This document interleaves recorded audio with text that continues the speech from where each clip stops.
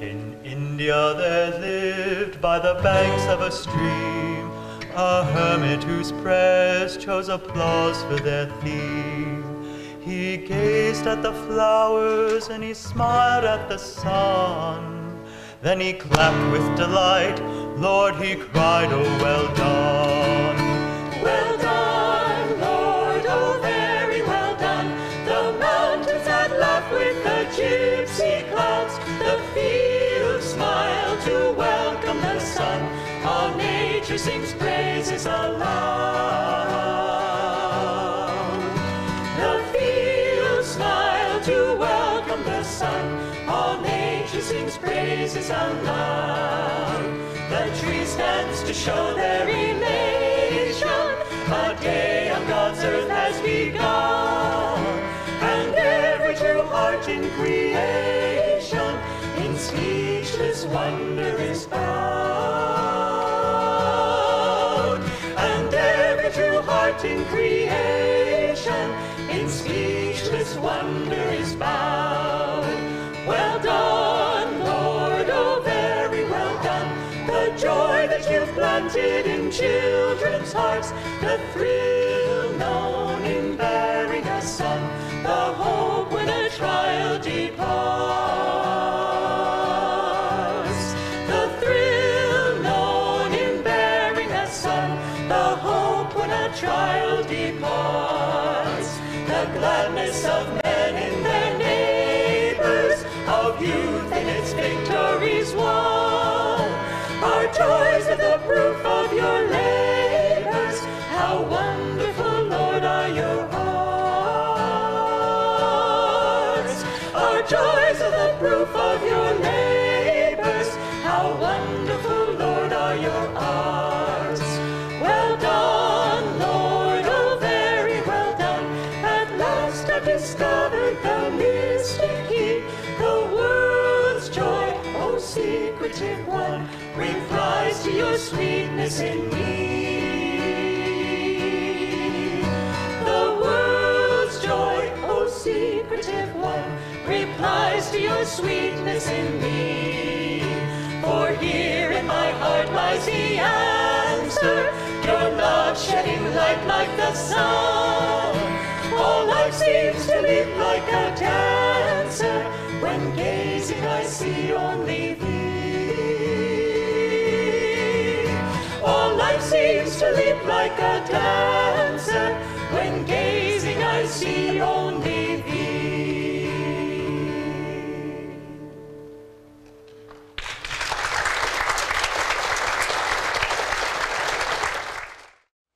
Good morning, friends.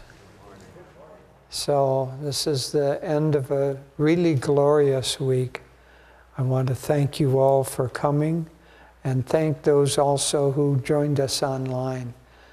We were connecting with people from all around the world. A week like the one that we've just had sends a great beam of light and consciousness into the world. And we really have done our part in trying to uplift ourselves and uplift the world this week. I'll read now from Rays of the One Light, which are commentaries on parallel passages from the Bible and Bhagavad Gita. This is abiding in God. Truth is one and eternal. Realize oneness with it in your deathless self within. The following commentary is based on the teachings of Paramahansa Yogananda. Yogananda often emphasized, more often to his disciples than to the general public, but also to everyone generally, for it was a universal teaching, the importance of attunement. For divine understanding cannot be created, it must be perceived. To the disciples, Yogananda spoke of the importance of attunement with the Guru.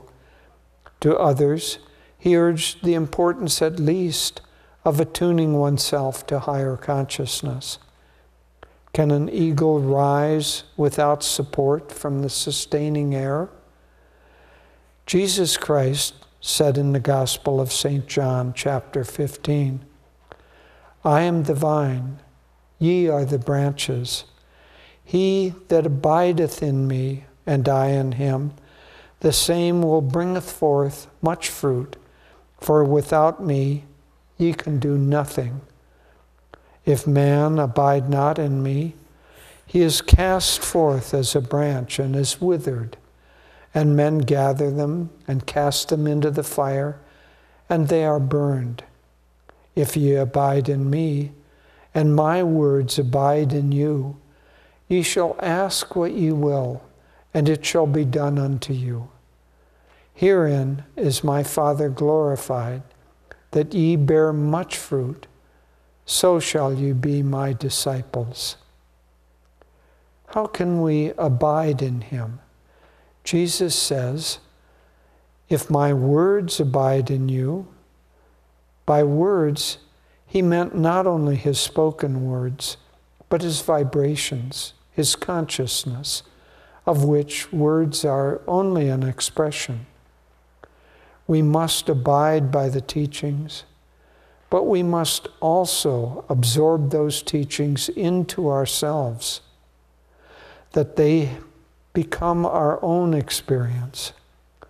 For disciples of this path, the more in their hearts they live consciously in the presence of the Masters, the more they will find the divine presence living within them.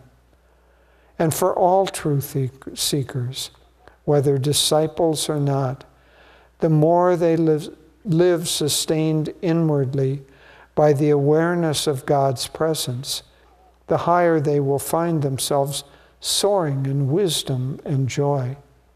For the Bhagavad Gita says in the 10th chapter, I am the source of everything. From me, all creation emerges. Blessed with this realization, the wise, awe-stricken, adore me. Thus, through Holy Scripture, God has spoken to mankind. Om, Om, Om.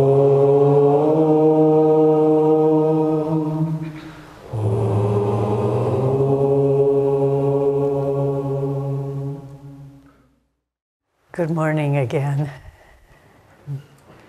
And though we've said it before, I feel I would be remiss in not thanking everyone who helped create this magnificent week. And the play last night was just an incredible experience for all of us.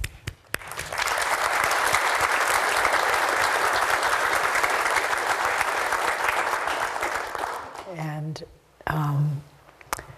I want to thank also all of you who have been with us throughout the week or part of the week or just came today. It was, I have to say this sincerely, it was one of the deepest weeks we've ever had for Spiritual Renewal Week, and in large part it was because your deep, sincere desire to draw God's presence and blessings into your life. Someone was teasing me yesterday saying, when does Spiritual Renewal Week really end? You said it ended there, and then there, and then there, and there.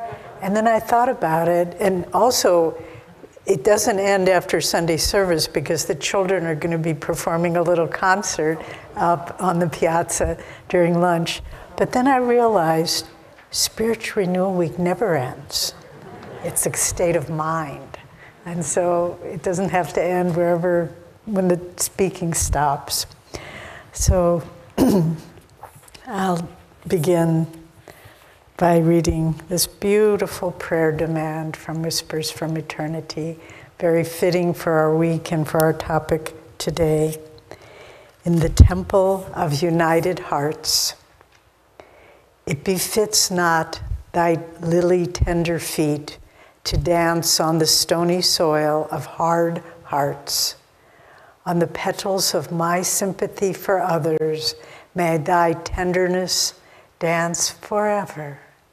Divine Mother, may I feel thy heart throbs in my own heart, thy joy in my happiness, thy wise direction in all my activity, thy spirit in my soul. Divine Mother, I lay all the flowers of my love at thy feet of eternity. Oh, open wide the flowers of my budding devotion and release thy fragrance that it spread from my soul to the souls of others, ever whispering of thee. I pray to behold my love reflected in others. In the light of that greater love, may I behold thine unveiled face of perfect compassion. May I behold my true self in others, that I perceive thee ever enthroned in our united hearts. At the heart of my whispered prayers, I feel stirring thy silent whispers. In the light of my burning candle of devotion, I behold at last thy sacred blaze of perfect love. O Divine Mother, unite our hearts as one heart, so that on the sacred altar of united hearts, we may find thine omnipresence enthroned forever.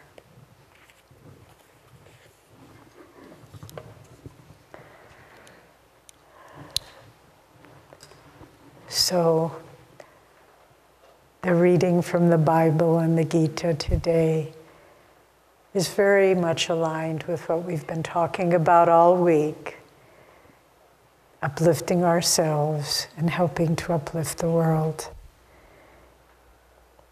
But how do we abide in God? We've talked about it in many different ways this week, through meditation and Kriya Yoga, through living with God in our hearts and minds throughout our daily actions, through feeling the inner energy, and through attunement with the Guru. All of these things help us to abide in God. But in the passage from the Bible, Christ said, if you abide in me, and the Lord is saying, and I in you, then all things can be done. Because then, as Nayaswami Devi said so beautifully, seeing God as the doer isn't just an affirmation. It's an awareness that in and of ourselves, we're totally unimportant. Someone was saying yesterday, Lakshmi, totally unimportant. But God through us can do many things. And that's what abiding in God does. It's that awareness that in little ways and big ways, in the office, in the medical ward, in the garden, wherever we may be, behind a computer, in a classroom, in big and little ways, that flow of grace can always be with us.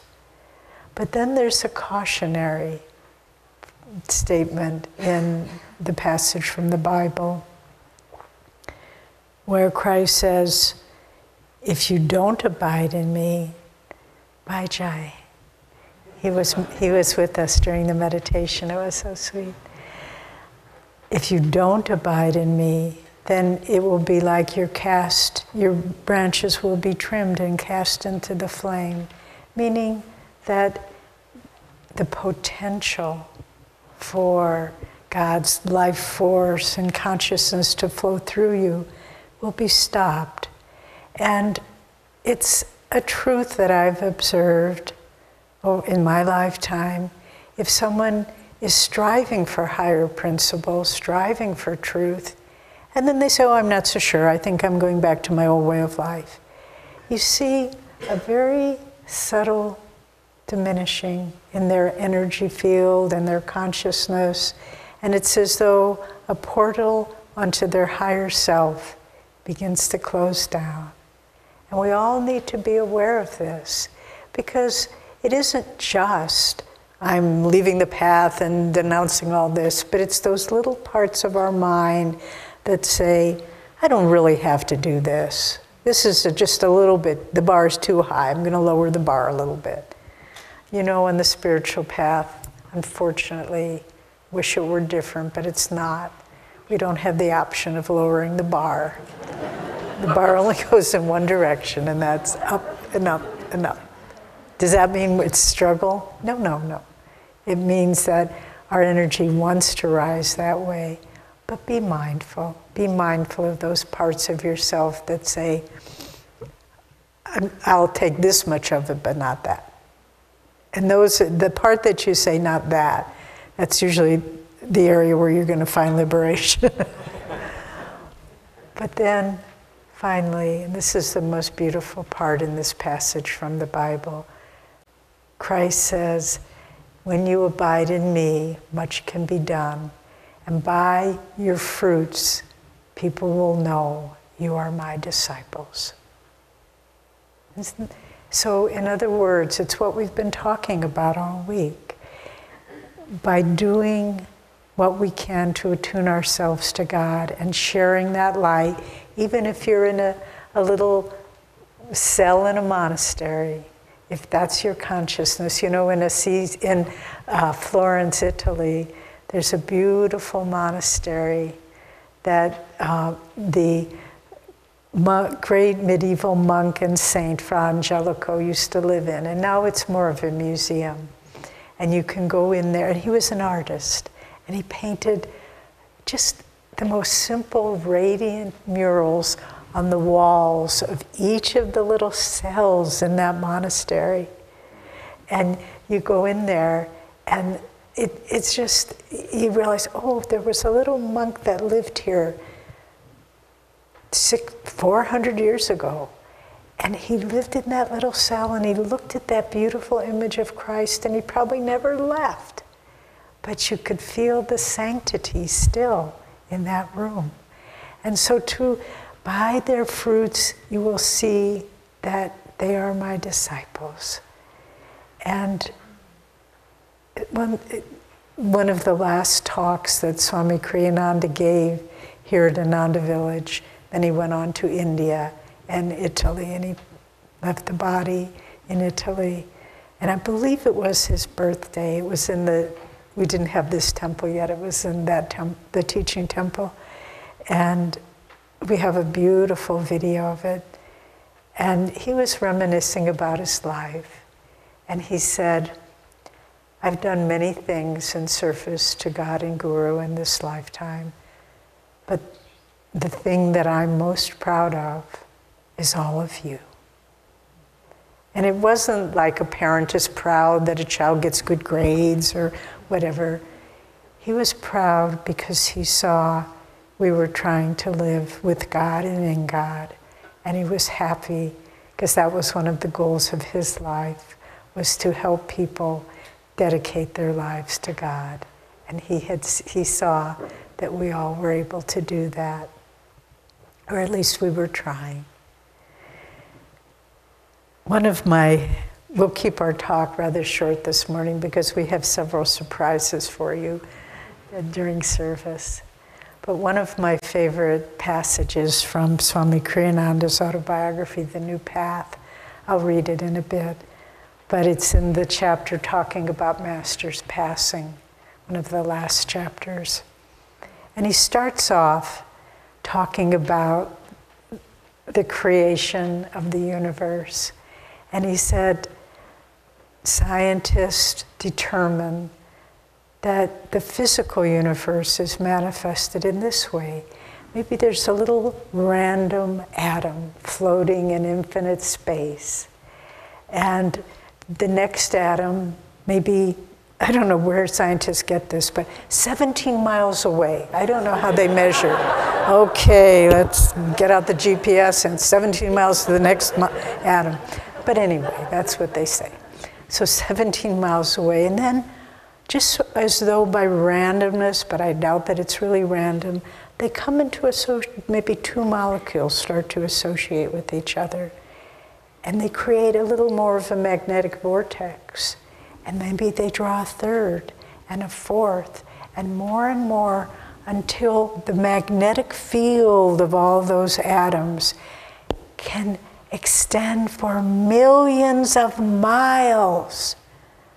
And then they start to draw in gases, and there's an implosion, and a star is born, like our sun, like the suns that illuminate all the solar systems and all of creation. And then I'm going to read that from this passage, because he goes on, he begins by that description. And in case you want to read this yourself, it's in the chapter, His Last Days. The soul, similarly, in its gradual progress toward divine wisdom, develops the gravitational power by which it attracts and holds the understanding it needs for enlightenment, until at last, in the firmament of living beings, it becomes a veritable star. In the same way, the soul develops the gravitational pull to form meaningful and lasting relationships with other souls. Gradually, in its outer life, it and others with whom it is spiritually compatible form great families of souls that return to Earth or to other planets to work out their salvation, not only inwardly on themselves, but by interaction with one another. To achieve divine emancipation, it is necessary to spiritualize one's relationships with the objective world and with other human beings, as well as with God. The stronger the family, spiritually speaking, the greater its attractive pull on new souls that may still be wandering in search of an identity of their own. A family evolves with its individual members. At last, it too becomes a star in the firmament of humanity and begins to produce great souls of self-realization. As spiritual stars, such great families become powerful for the general upliftment of mankind. Like stars, too, they then draw planets of less evolved families into their beneficial auras, vitalizing them with rays of divine truth. Such families are like mighty nations, guiding the human race with their subtle divine influence. Yogananda's is one such spiritual family. His forms part of a greater spiritual nation of which Jesus Christ and Sri Krishna, in this age Babaji, are also leaders. Yogananda, like William the Conqueror at Hastings, came to America to establish a beachhead, and you know Master said he was William the Conqueror. Not in this case of worldly conquest, but of divine communion.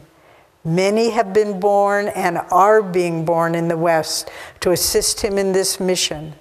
Many others are being attracted to it for the first time by the radiant magnetic influence, the spiritual gravitational field it has created. This is what we're doing with our lives, even though we may not have been aware of it. We come together one by one. Oh, that's a nice person, as Jai was saying when he first saw Swami Kirananda. I like that man. We don't know what's really going on.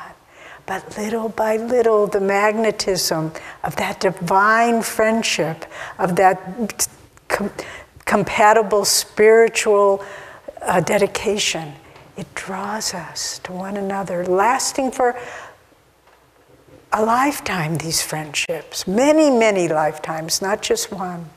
And we recognize each other and we say, let's continue, let's keep going on this race till we cross the finish line.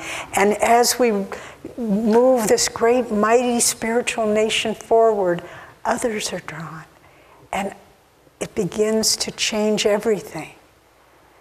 When we were giving our presentation for our master plan before the County Board of Supervisors to get permission to build out. This was about 5 years ago. Atman and Badri and others really headed up that mission.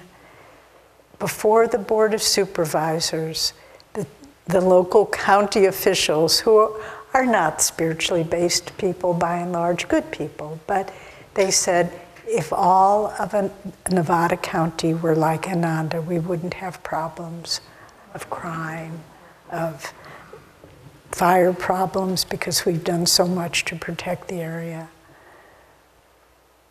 This is a great, mighty nation that Master is creating, and we are all a part of it. And rather than think of it as a huge burden, think of it as a joyous gift. When we came to Ananda, each of you, and last night at the Peace Treaty, it was so marvelous because it echoed our themes, but there were people in that play from almost every one of our communities, and also in America and also from India. They did most of their rehearsing on Zoom so that they could perform for us. But there are no boundaries, and we are all helping joyously, freely, willingly to give our life to God. And in that beautiful gift, in that movement of energy, a great light comes forth. And as I said, we have some nice surprises for you. And I'll end here, and then we'll have our offering. And then we're going to ordain 6 new people, most of whom spoke throughout the week, as light bearers and ministers, because this is the movement. It doesn't end with my generation. It ends with the beautiful souls that are coming up and saying, this is my nation.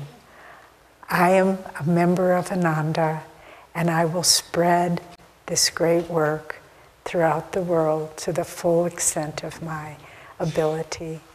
So, blessings to you all, and thank you for what you have given in your life as individuals, as members of Ananda throughout the world, online, in person. And let us, when we hear just as in the Peace Treaty, the nations, the clans clashing with each other, remember, it is through the hearts of pure souls that peace is brought on earth. And let us do our best to bring that to a reality. So God bless you.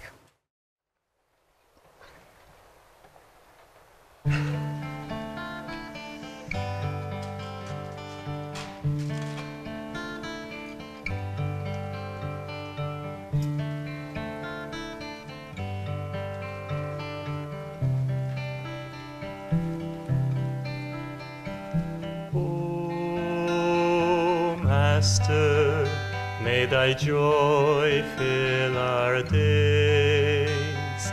O Master, may thy wisdom guide our ways.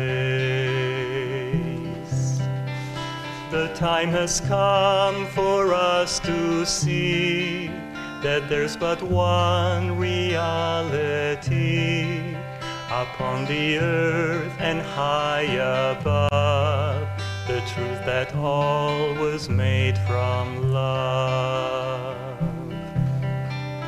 A love that calls to us to fly above the hills, above the sky, above the storms, above the pain, a land where peace and laughter reign.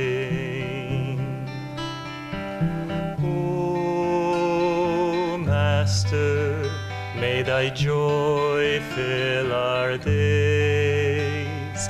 O Master, may thy wisdom guide our ways. Guide all our hopes and all our dreams. past every glow that only seems, into the light, the inner sun, into the truth that we're all one. Help us to find in every hour, in every thought, in every flower, a joy that spans eternity, the truth that makes us ever free. Oh, Master, may thy joy fill our days. Oh, Master, may thy wisdom guide our ways. The time has come for us to see that there's but one reality upon the earth and high above, the truth that all was made from love.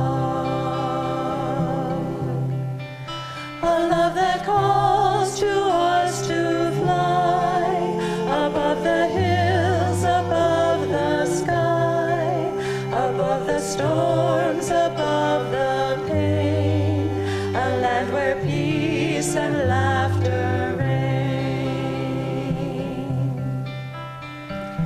Oh, Master, may thy joy fill our days. Oh, Master, may thy wisdom guide our ways. Guide all our hopes and all our dreams, past every glow that only seems, into the light, the inner sun, into the truth that we're all one. Help us to find in every hour, in every thought, in every flower, a joy that spans eternity, the truth that makes us ever free. Oh, Master, may thy joy fill our days. Oh, Master, may thy wisdom guide our ways. Oh, Master, may thy joy